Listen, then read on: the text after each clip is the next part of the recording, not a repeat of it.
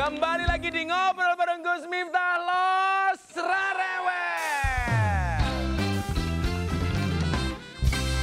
Bersama Gilang dan Sandi.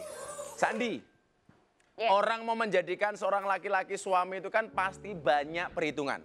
Apa yang membuat kamu yakin menjadikan Gilang sebagai suamimu? Ya jadi dulu. Padahal waktu itu kan dia belum kaya. Iya. Saya yakin belum cakep-cakep amat. Sampai sekarang. Kenapa kamu yakin, Dok? Jadi dulu waktu pertama kali saya kenal, karena kan sebenarnya kita sama-sama orang asing ya, karena bukan teman sekolah, bukan satu kota. Karena Kamu Malang, dia Probolinggo kok ya? Iya betul. Dia Surabaya, saya Saya Malang. Surabaya.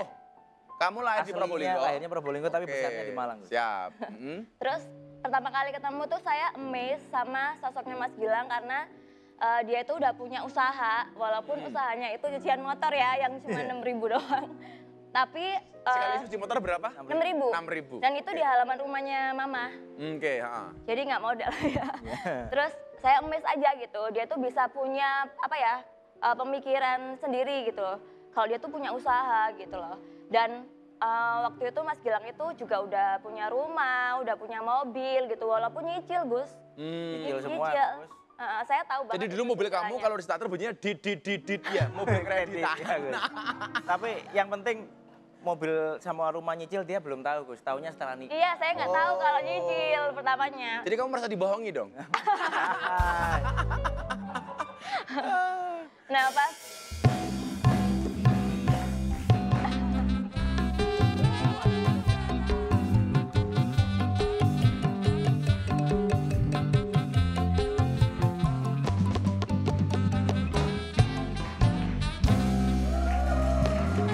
Uci, iya Mas. maksud kamu apa?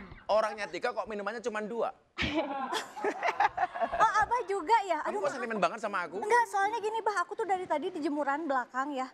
Jemuran itu enggak kering-kering gitu Kenapa loh. emang? Iya, kayak luka di hati aku selama keringnya. Karena kan Pas banget kamu masuk. Nih tak kenalin tamunya Abah nih loh. Orang-orang Ini keren. mah Uci juga tahu, Bah. Kamu tahu siapa Ya coba? ini couple girls. Jadi ini tuh pasangan yang... Kamu duduk. Oh iya. Aku sih tahu.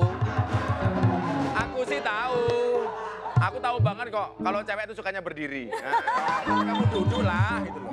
Siapa coba mereka? Kamu tahu nggak? Mereka ini menurut Uci adalah pasangan yang pas. Kenapa Tahu nggak pas? kenapa? Apa itu pas itu? Pas mau jalan-jalan bisa. Iya. Pas mau belanja bisa. Pas mau ngapain juga bisa, bener ya? Kamu mau nggak seperti mereka? Ih mau dong, Bang. Pertanyaannya siapa yang mau sama kamu? Ini, Gus. Ada, Gus. Ini. Si Iya, Anton, dari tadi Anton. mereka main mata, bro. Oh. Antara Uci sama Anton, itu loh. Abah, si Anton mah apaan? Anak tongkrongan, gak mau. Salah, Anton bukan anak tongkrongan. Apa dong? Anton anak syaiton. Gus, saya minum ya, Gus. Ayo minum bro, Abah, minum bro, minum ya bro. silakan diminum. Aduh, Jangan sampai keburu dingin. Karena saya sering mengatakan apa? Jangan biarkan minummu dingin. Kenapa? Karena ketika hangat tidak pernah kau hargai. Mbak Sandi, gimana sih caranya dapetin cowok kayak Mas Gilang? Soalnya kan Mbak zaman sekarang ini, banyak banget bukan cewek doang yang matre, cowok juga pada matre. Ih, nggak suka. Oh gitu? Banyak buaya Ini juga kan ya. mereka bisa susah dan senang bareng-bareng gitu loh. Kayaknya zaman sekarang susah. Ini Uci aja belum dapet makanya. Oh kamu masih jomblo? Subhanallah. Ini bunda nonton nggak ya?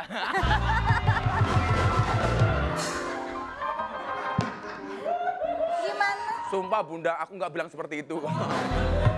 Coba dijawab dong. Tipsnya.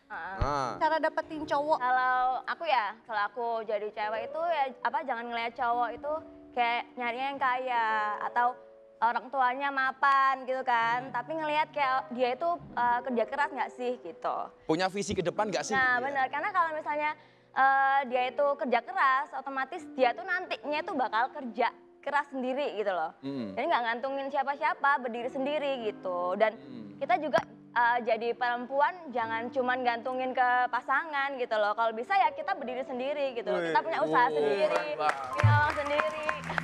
Kalian tahu nggak? Dulu Gilang itu cuci motor, satu motor bayarnya 6.000. Kemarin Sandi ulang tahun, apa coba hadiahnya? Tas harganya 4 miliar. Abah, Bro, bro, tahu nomor sepatuku kan? Aman Gus. Aman. Ini kan kalian selain suami istri, juga menjalin hubungan sebagai rekan bisnis. Yang bahasa populernya barangkali hari ini adalah couple-planner. Pernah nggak sih ada perdebatan atau cekcok ketika bahas bisnis? Baik. Kalau di kantor itu suami istri atau atasan atau atasan dan bawahan? Atau mitra? Mitra. Gimana bro? Suka berantem Biar ini yang di luar nggak sana biasanya begini.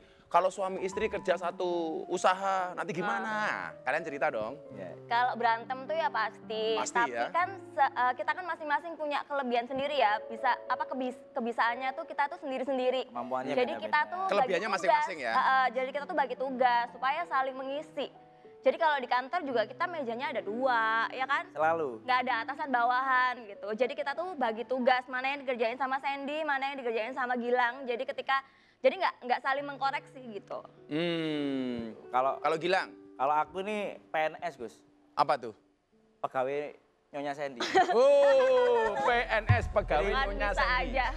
Jadi dari awal Nggak emang ngerayu. emang passionnya Sandy kan banyak di bidang kecantikan. Oke. Banyak mimpi, banyak develop produk, saya yang menjalankan. Tapi saya meyakini bro, cantik itu tidak harus putih, tapi harus perempuan. Ya.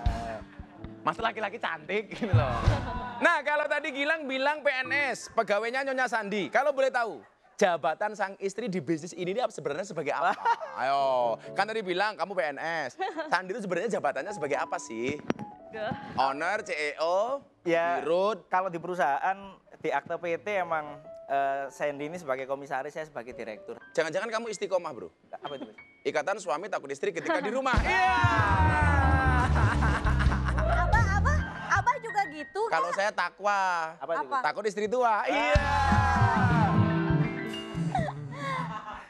Nah, sekarang total ada berapa bisnis yang kalian miliki? Total berapa Bisnis banyak. bisnisnya? Kita ada banyak. Gak apa-apa, kita tidak pamer, tapi supaya menginspirasi orang saja. Dari seorang cucian motor sampai seperti hari ini. Ya, dimulai dari cucian motor kita Cucian motor masih bro? sudah. Udah nggak? Sudah gak ada ya? Kita mulainya dari kosmetik Gus.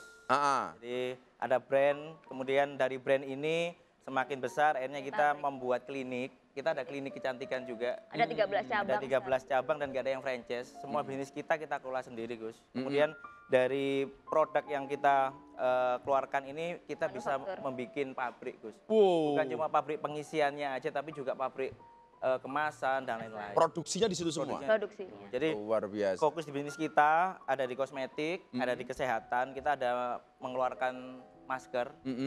Kemudian kita juga ada transport Gus, ada bis, aku juga ada Bis masih ada ya? pariwisata. Itu dipertahankan? Dipertahankan. Kemarin Gus juga Di garasi kan? garasi saya.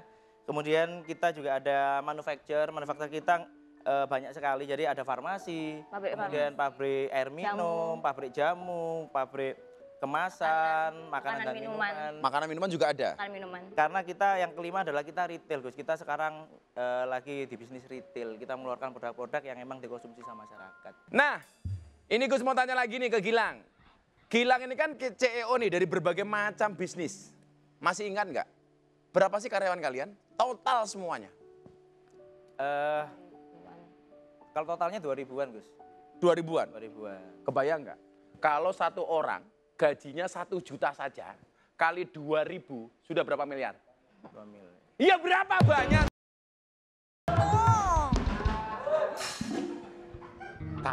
Kalau 1 juta saja loh. Padahal nggak mungkin kan gaji cuma 1 juta, UMR aja nggak dapat itu loh. 2000 bro. 2000-an Gus. Luar biasa. Malah kemudian bisa nambah ya? Dengan kita terus berekspansi, bisnis kita nggak cuma di bidang ini aja, pasti akan kita terus bertambah Gus. Sobat Kepo, jika Tuhan belum mengabulkan doamu, ya kan kita sering nih. Ya. Kalau kita usaha kemudian berdoa dan belum dikabulkan oleh Tuhan, kadang-kadang kita berputus asa. Jangan. Jika Tuhan belum mengabulkan doamu, ingat, bukan cuma kamu yang berdoa. Oh, iya. Karena orang lain juga ada yang berdoa. Teruslah berdoa dan berusaha. Itulah alasan kenapa saya suka olahraga sepeda. Karena orang berdoa itu seperti orang bersepeda. Cepat atau lambat pasti sampai tujuan. Maka teruslah berdoa sampai doa-doamu dikabulkan oleh Tuhan. Nah Sobat Kepo, jangan kemana-mana. Setelah ini masih ada keseruan lainnya. Tetap di Ngobrol bareng Coach Miftah.